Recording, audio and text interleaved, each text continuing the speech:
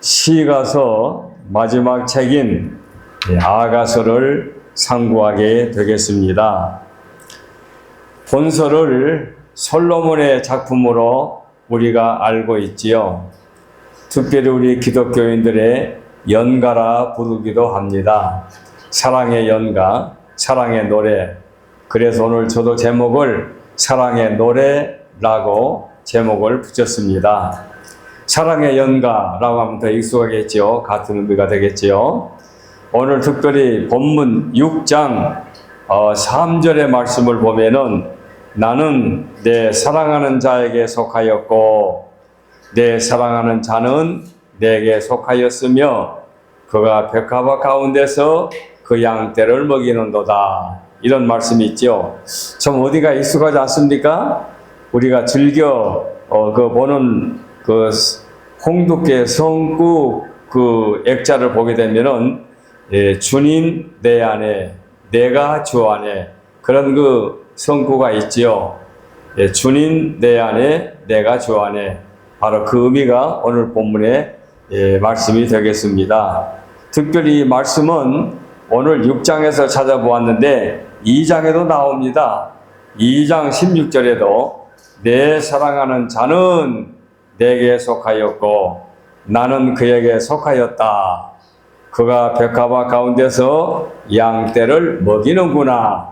이런 말씀이 나오거든요. 그러니까 6장 3절, 2장 16절에 동일한 말씀이 있는데 주님 내 안에 내가 주 안에 그런 의미의 말씀이 되겠습니다. 그래서 우리는 사랑의 노래, 사랑의 연가 이런 제목으로 오늘 잠시 상고하도록 하겠습니다. 자, 성경의 아가서라고 하는 66권의 성경 중에 한 권으로 책이 이제 정해져 있는데 오늘 이 본문을 아가서로 공부하게 되면 아가서가 이런 책이구나. 하나님의 말씀 속에 이런 소중한 교훈이 들어있구나 하는 것을 깨닫게 될 줄 압니다. 그래서 여러분들이 이렇게 소수의 예배 시간에 들은 말씀을 머릿속에 기억하시고 앞날에 여러분의 훗날 큰 교회 수백 명, 수천 명이 모이는 교회 가서 말씀을 들어도 그 목사님이 아가서 하게 되면 아가서가 이런 책이다 머릿속에 염두에 두고 우리가 말씀을 듣게 되면 그 말씀에 큰 은혜가 될 줄 알아서 저는 이런 기대감을 갖고 말씀을 준비합니다. 자, 아가서의 개론을 먼저 상고해 보겠습니다. 총론, 개론, 아가서의 총론은 어떤 책인가 하는 거지요. 자, 히브리 성경에서 이 아가서의 명칭은 노래들 중에 노래 그런 제목이 붙었습니다. 영어도 그렇지요. 노래들 중에 노래 이렇게 제목을 붙였는데 그 말은 노래들 가운데 최상의 노래 그런 뜻이 아니겠습니까? 우리말로 아가 하는 말 그 아자가 우아할 아자이기 때문에 우아한 노래, 사랑스러운 노래, 자랑스러운 노래 이렇게 말씀을 드릴 수가 있겠지요. 그 말을 저는 우리말로 순수하게 사랑의 노래 이렇게 제목을 붙였습니다. 노래들 중에 노래. 자, 아가서의 저자는 아가서 1장 1절을 보게 되면 솔로몬의 아가라 이렇게 나오죠. 그래 솔로몬의 아가라 그 말씀은 솔로몬이 저술된 하나님의 말씀이다. 그런 말씀이 되겠지요. 그래서 우리는 당연히 아가서는 누가 기록했느냐? 하나님의 은혜 가운데 하나님의 계시 가운데 솔로몬 왕이 기록했다. 이렇게 우리는 생각을 합니다. 그래서 전문가들은 아가서는 솔로몬이 지은 노래 중에 1005편을 지었다는 말이 나오지요. 어디 나옵니까? 열왕기상 4장 32절 말씀을 보게 되면 그 말씀이 뭐라 했는 거니? 그가 그런 솔로몬을 가리키는 말씀입니다. 그가 잠언 3000가지를 말하였고 잠언은 3000가지를 말했습니다. 그리고 그 다음에 보면 그의 노래는 1005편이며 이런 말씀이 있어요. 그러니까 솔로몬이 잠언을 3000가지를 지었고 노래를 1005편을 만들었는데 오늘 본문 아가서는 그 1005편 속에서 일부분이 아니겠느냐, 이렇게 우리가 정리해 볼 수가 있습니다. 자, 솔로몬이 기록했던 노래 중에 노래. 그러면 중요한 것은 이 아가서가 기록된 목적이 뭐냐? 목적이 있을 거 아닙니까? 하나님의 말씀을 하나님이 우리에게 우리의 문자로 허락해 주실 때는 분명히 뜻이 있고 목적이 있었겠지요. 그럼 아가서가 우리에게 하나님의 말씀으로 주신 선물에 포함되어 있다면 그 목적이 무엇이냐? 그 말씀은, 아가서는 교회와 성도들과 하나님의 아들 예수 그리스도의 관계를 나타내는 데 목적이 있습니다. 대단히 중요한 말씀이지요. 그 관계를 묘사했는데 신랑과 신부로 묘사했습니다. 그리스도 안에 나타나는 하나님의 사랑을 말씀하고 있는데, 이 관계에서 교회는, 저와 여러분들은 특권을 누리는, 예수님의 특별한 사랑을 받는 특권을 누리는 동시에 또한 의무도 수행해야 됩니다. 특권과 의무를 우리가 경히 여기면 안 되겠지요. 그래서 특권을 누림과 동시에 의무를 수행해야 된다라고 하는 것을 암시해주는 말씀이 아가서의 말씀이다, 목적이다, 이렇게 말씀을 드릴 수가 있습니다.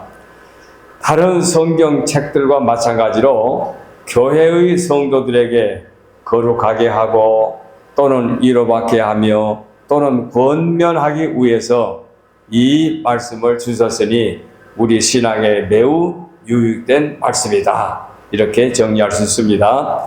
그리고 그와 더불어 그리스도의 성육신, 우리 주님이, 성자 예수님이 육신의 몸을 입고 이 땅에 오신 성육신과, 그리고 그 육신이 죽으심, 십자가에 못 박혀 죽으심, 그리고 죽은 자 가운데서 3일 만에 부활하신, 그리고 40일 만에 승천하신, 그것을 예시하는 말씀이기도 하다.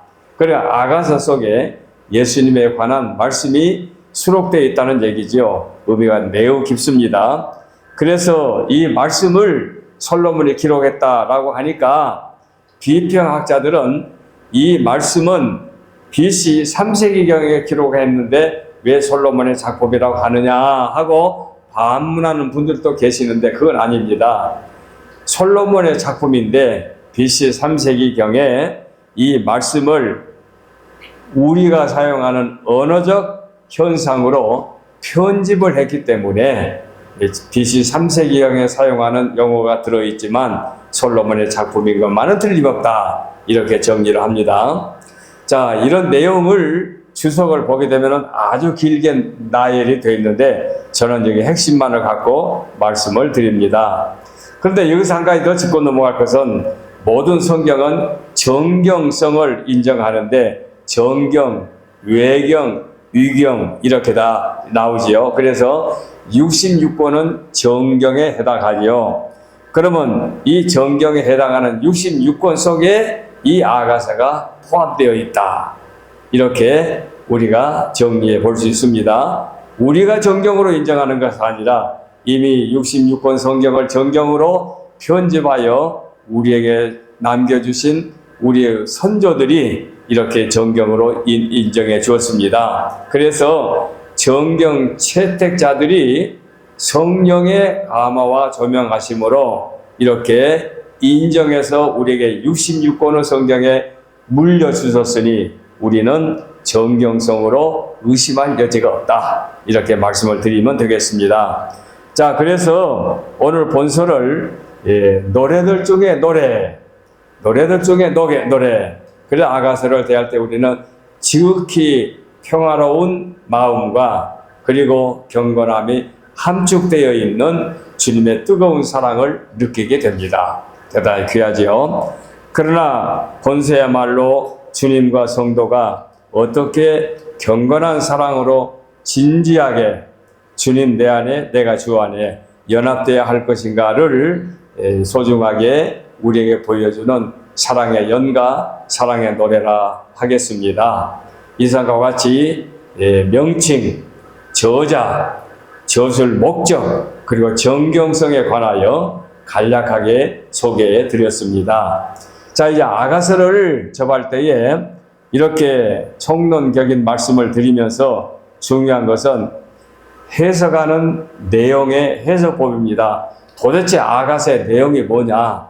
성경을 많이 읽게 되면은 이해하는 부분도 있지만 많이 읽지 못하는 경우에 생소하게 되고, 와, 이런 말도 있구나, 이런 표현법도 있구나, 참 낯뜨거운 용어도 있구나, 이럴 수 있는데 그 내용과 해석법을 두 번째 대지로 소개해 드리고자 합니다. 자, 아가서의 내용이 뭐냐?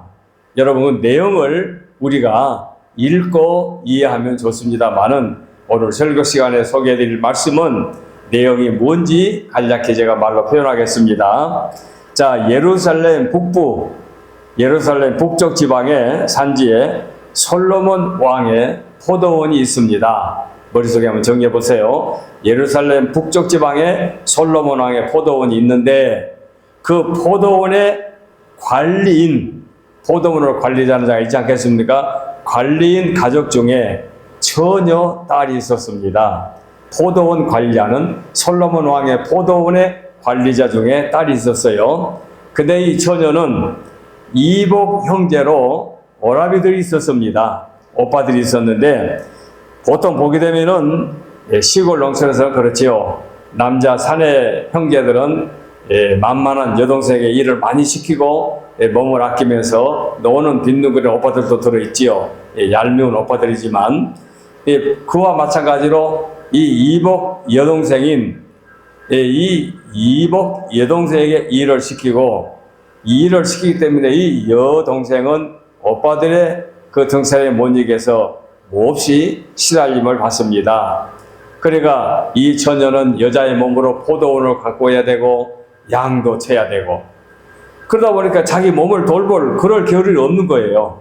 그러니까 얼굴은 까무잡잡하게 타고 자기 몸을 모양낼 틈도 없이 오빠들의 등살에 그저 그냥 포도원에서 주야장창 일만 하고 있습니다.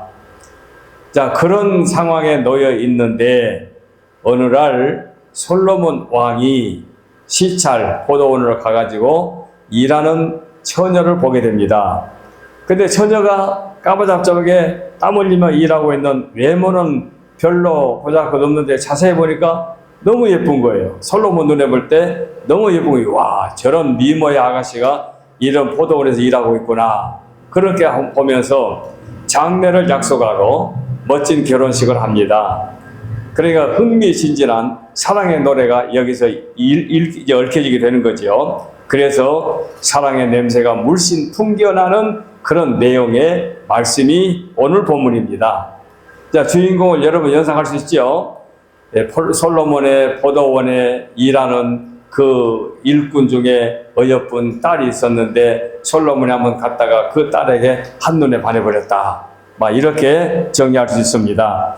물론 이렇다고 해서 무슨 사랑의 노래, 사랑의 문학 작품으로 끝난 것이 아니라 하나님의 감동에 의해서 기록된 하나님의 말씀인데 전적 100% 문학 작품으로만 볼 것이 아니라 하나님의 말씀 속에 이런 내용이 들어있다. 이렇게 우리가 정리해 볼 수 있습니다. 자, 이 말씀을 본문을 여기다가 곁들여서 분류하게 되면 한 5분류로 나눌 수가 있습니다. 첫째 부분은 슐람이 여인을 만나 구애하는 장면이 1장 2절로 3장 5절까지 이어지고, 첫째 부분이, 그 다음에 두 번째 부분이 결혼식 장면이 나옵니다. 이게 3장 6절로 11절까지. 그 다음에 세 번째 부분이 결혼 축제, 결혼식을 하게 되면 내년 축제 행사가 있지 않습니까? 축제 부분이 4장 1절로 5장 2절까지 이어집니다. 자, 세 부분까지 말씀드렸습니다. 네 번째 부부에서 부부가 서로 냉담해짐으로 인해 신혼생활이 깨질 위기까지 놓여 있는데 이 말씀이 5장 2절로 6장 14절까지 이어집니다. 그리고 마지막 다섯 번째 부분에 결혼생활이 깊어짐과 성숙되는, 그래서 사랑은 죽음같이 강하다 이런 말씀이 나오죠. 그래서 성숙되어지는 사랑에 대하여 말씀이 나오는데 7장 1절로 8장 14절까지가 이어지게 됩니다. 자, 이렇게 5분은 이제 놓을 수가 있는데 그 말씀이 아까 위에 그 포도원에서 일하는 아가씨, 그 그러고 그 주인된 솔로몬 왕에 가서 보고 한눈에 반해서 결혼식이 이어지는 내용을 이렇게 장절로 구분하게 되면 사서품으로 나눌 수가 있다는 것이지요. 자, 그런데 이 내용을 실제적으로 크게 둘로 나누어 해석을 하는 경우가 있습니다. 자, 어떻게 나누느냐? 둘로 나누는데 하나는 솔로몬 왕과 슐라미 여자 간의 사랑에 관한 이야기입니다. 주인공이 솔로몬 왕, 남자, 슐라미 여인, 여자 해서 사랑의 이야기가 이어지는데, 아까 말씀드린 솔로몬 왕이 이스라엘의 북부 지방의 행사 중 슐라미 여자를 발견하고 사랑하게 되고 그와 더불어 결혼하여 행복한 결혼 생활을 한다는 것이 첫 번째 이야기입니다. 이런 내용으로 본문을 보는 시각이 있어요. 본문을 보게 되면 제 드린 말씀을 이해할 수가 있습니다. 여기서 주인공은 둘 아닙니까? 신랑 솔로몬, 슐라미 여인. 이렇게 나눌 수가 있는데 또 하나 있습니다. 또 하나, 아마 성경을 많이 보고 성경에 관련된 책을 보신 분들은 혹시 보신 분들이 있을 수 있는데, 드라마와 같이 이 작품으로 만들어 놓은 것도 있어요. 어떤 주석가들은. 그 하나는 뭐냐? 주연에 슐라미 여자가 나오고 그 주연인 슐라미 여자의 남자 친구인 애인 목자가 나옵니다. 목자가. 그리고 이제 제 두 번째 이야기로는 앞과는 다르죠. 앞에는 남자는 솔로몬 왕, 여자는 슐라미 여인. 근데 이 두 번째는 여자에게 목자인 애인이 나와요. 그래서 둘이 사랑하게 되는데, 그런데 솔로몬이 그것을 보고 그 여자를 사랑하게 됩니다. 삼과관계예요. 사랑이 됩니다. 그래서 솔로몬이 궁중으로 그 여자를 인도하는데 왕의 지극한 사랑의 유혹을 받지만 목자에 대한 순정을 버리지 않고 끝내는 그 여자가 고향으로 돌아가서 그 옛 애인과 순수한 사랑의 승리를 맺는다는 내용입니다. 그리고 두 번째 얘기는 주인공 하나가 더 나오지요. 누가 나옵니까? 슐라미 여인의 애인 목자 남자가 나옵니다. 앞에는 솔로몬 왕이 목자의 이름으로 등장해서 남녀 두 사람으로 이어지게 되는데, 두 번째 이야기는 슐라미 여인에게 목자인 애인이 있고 그 다음에 솔로몬 왕이 나오니까 세 사람으로 주인공이 나타나게 되지요. 이렇게 두 가지 해석이 있습니다. 그러니까 말하자면 아가서의 내용을 이렇게 두 가지로 분류해서 이제 해석을 하는 경우가 있습니다. 그런데 이것이 공존합니다. 공존해요. 그러니까 성경학자들이 이것을 갖고 이것이 옳다 이렇게 주장을 하지만, 주장을 할 수도 있지만, 그러나 두 가지 주장과 해석이 공존하고 있다는 것을 우리가 알게 되면은, 아가서는 상당히 단순한 것 같은데 복잡한 내용이 얽혀 있구나, 이렇게 말씀을 드릴 수가 있습니다. 자, 그런데 그것을 해석할 때에도 또 해석법도 많이 나와요. 해석법을 어떻게 해석하느냐? 우선 머릿속에 우화적인 해석법과 실제적인 해석법이 있습니다. 상당히 복잡해요. 복잡하게 생각하면. 그런데 알고 보면 아무것도 아니에요. 자, 우화적인 해석법은 뭐냐? 유대인 랍비들에 의해서 이 해석법을 나타나게 하는데, 여러 사람들이 단순히 우화적 존재일 뿐이고 그 목적은 하나님과 이스라엘 백성들 관계를 가리키는 내용이다. 그러니까 우화적으로 이것을 그냥 해석해 버리는 거지요. 하나님과 이스라엘 간의 관계를 표시하는 비유로 호세아서 1장에서 3장 그리고 에스겔서 16장에 근거를 두고 이렇게 해석을 합니다. 이 법을 신약시대에 넘어와 가지고 그리스도의 교회와 그리고 성도의 관계로 이 해석을 하게 됩니다.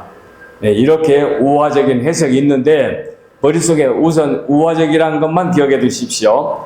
그런데 또 그 다음에 또한 다른 방법은 실제적인 해석법이 있습니다. 실제적인 해석법. 이것은 뭔가 하니 본서를 드라마 형태로 서정시적 기록으로 남녀의 사랑을 묘사한 것으로 해석을 합니다. 자, 그래서 우화적인 해석법과 시적인 해석법이 있는데 그 외에도 더 많이 있어요. 그 외에도.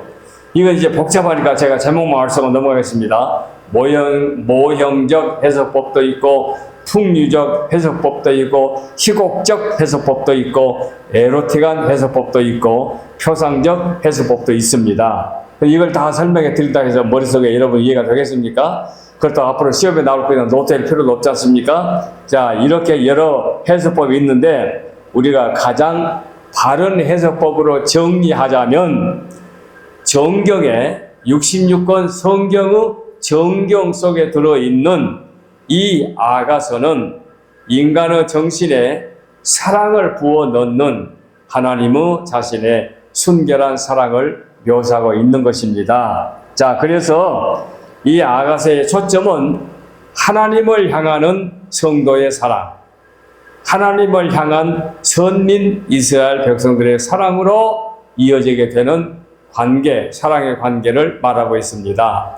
그래서 이 고귀한 사랑은 하나님께서 인간에게 부여해 주신 지상적 인간의 애정보다 더 차원이 높은 하나님을 사랑하는 사랑의 노래다. 그래서 그리스도의 교회의 사랑, 여기에 더 보충을 한다면 아가서는 어디까지나 주님과 당신의 백성들과의 뜨거운 사랑을 묘사하고 있다. 이렇게 정리해 볼 수 있습니다. 자, 이렇게 말씀을 드리면 아가서가 단순한 것 같으면서도 학자들 간에 다양하게 해석도 있고 내용도 있구나. 그런데 이 흥미로운 것은 내용이 두 가지로 분류가 되는구나. 이렇게 머릿속에 간략하게나마 정리해 두시면 유익이 될 줄 압니다. 그래서 전례를 따라서 이 아가서도 내용 분해를 제가 해가지고 왔습니다. 자, 크게 첫째 1장 1절에서 3장 5절까지는 구애, 사랑을 요구하는 구애. 그래서 1장 1절에 표제, 본서에 솔로몬의 아가라 이런 제목이 나오지 않습니까? 표제가 1장 1절, 그 다음에 1장 2절로 8절에 술람이 여인에 관하여, 그 다음에 1장 9절로 2장 7절까지 솔로몬 왕에 대하여, 솔로몬에 대하여, 남자 솔로몬에 대하여, 그리고 2장 8절로 3장 5절까지 술람이 여인의 독백이 나옵니다.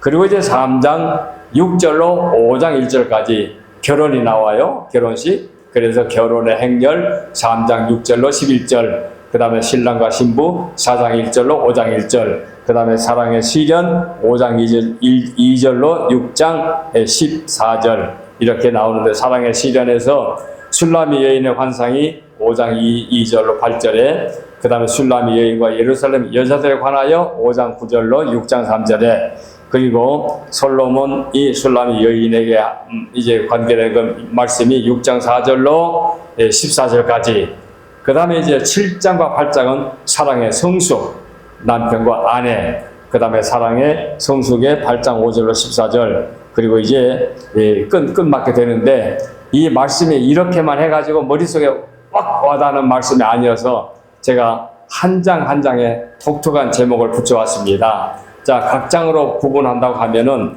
1장에서 사랑의 찬양과 첫 감격이 나와요. 그 다음에 2장은 사랑의 갈망과 기다림, 그 다음에 3장은 사랑의 기다림과 헌신, 그 다음에 4장은 사랑의 아름다운 찬양, 그 다음에 5장 6장은 갈등 속에서도 변하지 않는 사랑, 그리고 7장에 가서 성숙한 사랑과 연합, 그리고 마지막 8장에 변함없는 사랑과 영원한 헌신, 이렇게 사랑의 노래에 관하여 1장으로 8장까지 이어지게 됩니다. 자, 이제 정리하겠습니다. 결론적으로 정리하게 되면은 아가서의 핵심은 하나님께서 사랑을 우리에게 선물로 주신 겁니다. 하나님이 주신 선물이 많지요.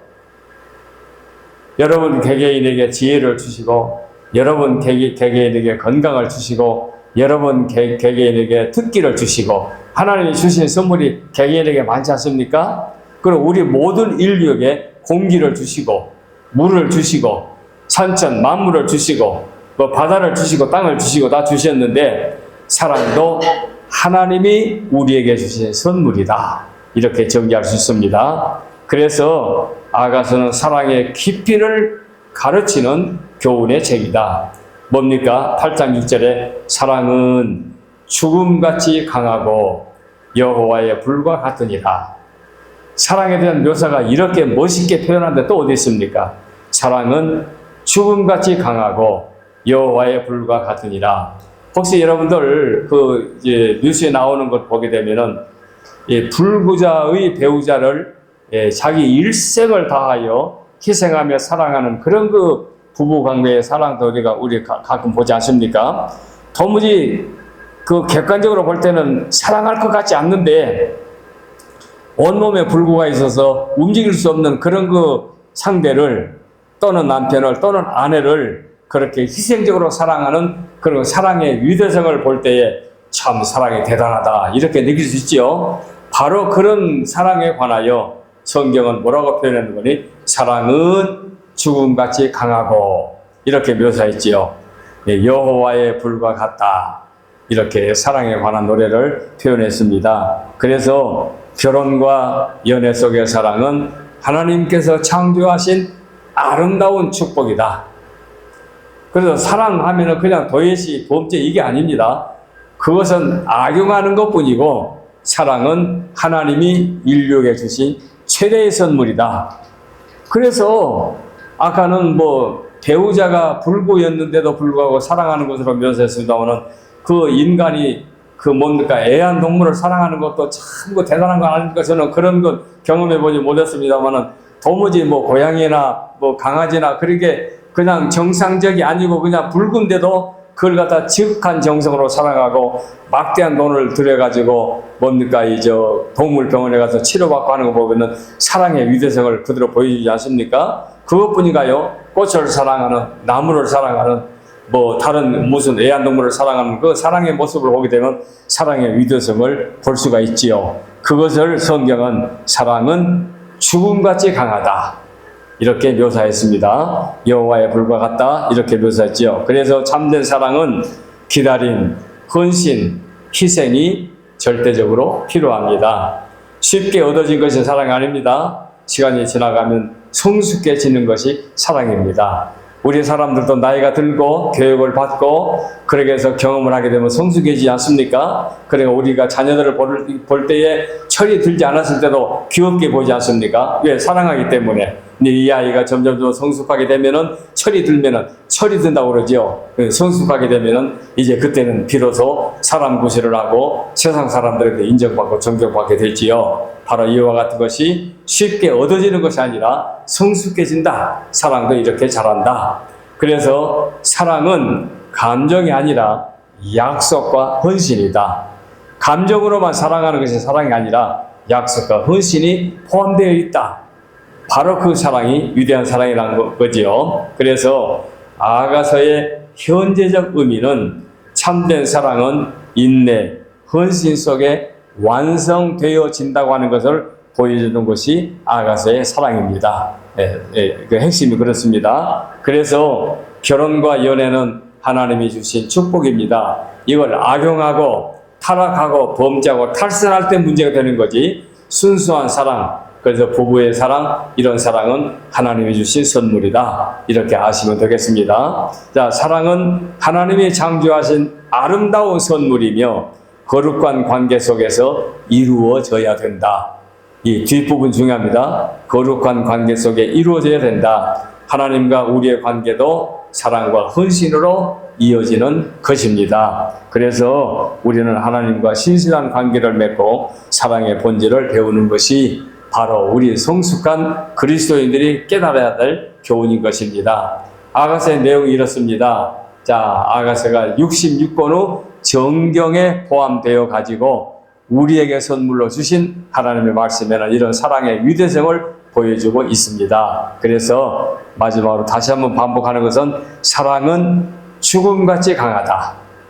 그래서 교회를 사랑하는 장로님 같은 경우 6.25 동란으로 문을 닫고 공산 빨갱이들이 교회를 침범하고 악용할 때에 교회를 사랑하는 장로들 몸발쳐서 교회를 지키고 있다가 이제 군인들이 수복에서 서울을 탈환할 때에 영락교회 장로님 한 분을 제가 소개하는 거죠. 자기 교회가 불에 탈까봐 염려해서 늘 감시하고 있다가 교회 가까이서 연기가 나니까 뛰어가가지고 교회를 살피다가 인명으로 잡혀서 그 교회 안에서 순교를 다 해가지고 지금도 영락교회 정원에는 순교배가 남아있지 않습니까? 그런 분은 교회를 사랑해서 목사님도 피난 가고 교인들도 피난 갔지만 자기는 교회를 사랑해서 지키고 있다가 끝내는 6.25 끝날 무렵에 6.25 동란이 끝날 무렵에 빨갱이들에게 순교를 당했다고 하는 것은 교회를 사랑하되 목숨처럼 사랑하기 때문에 그런 결과를 가져오게 된 거지요.